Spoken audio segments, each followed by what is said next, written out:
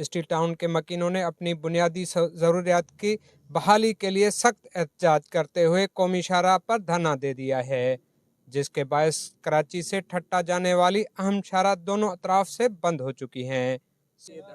हमारा ये मुतालबा है कि आप देख रहे हैं 1 साल हो गया है कि स्टील टाउन की गैस इस नाहिल सीओ ने गैस बंद कर दी है। पानी देखो, पानी के 300% बिल बढ़ा दिया है। ये एक करप्ट तरीन सीओ है, उसके जो नीचे वाले डायरेक्टर हैं वो भी करप्ट तरीन हैं। जब तक गैस बहाल नहीं होगा हम यहाँ से नहीं उठेंगे, जब तक इसको यहाँ से निकालेंगे नहीं तब तक हम यहाँ से धरना ख़त्म नहीं करेंगे। भले 1 दिन लग जाए, 10 दिन लग जाए, हम यहाँ बैठेंगे। कराची के इलाके स्टील टाउन के मकीनों ने पानी, बिजली और गैस की बंदिश के खिलाफ कौमी शाहराह पर धरना दे दिया है। मुजाहिरीन का कहना है कि स्टील मिल इंतजामिया ने रहायशी इलाके की तमाम बुनियादी सहूलियात बंद कर रखी हैं, जिसकी वजह से ज़िंदगी गुजारना मुश्किल हो गया है। मुतालबे तो हमारे बहुत है, लेकिन जो मेन अभी जो मुतालबा है कि इस सीओ को फ़ौरन हटा के हमसे बात की जाए मसाइल के ऊपर।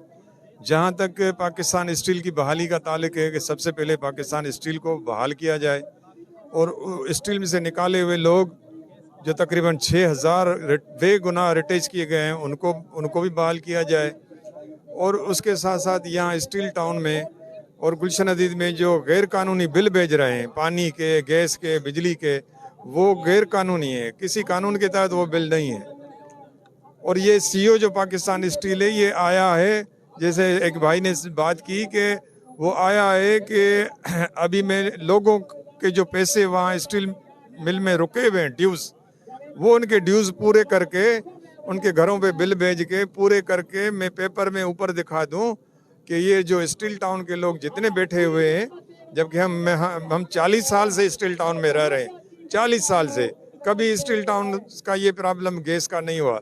इस सीओ आने के बाद इसने खुद हमसे वायदा किया कि 2 बजे मैं आपकी गैस बहाल कराऊंगा, मैं मीटर लगा के दूंगा। हमने गैस के बिल दिए भी, उन्होंने आगे जमा नहीं कराए और जानबूझ के गैस कटवा दी है इस सीओ ने, इस पाकिस्तान स्टील ने।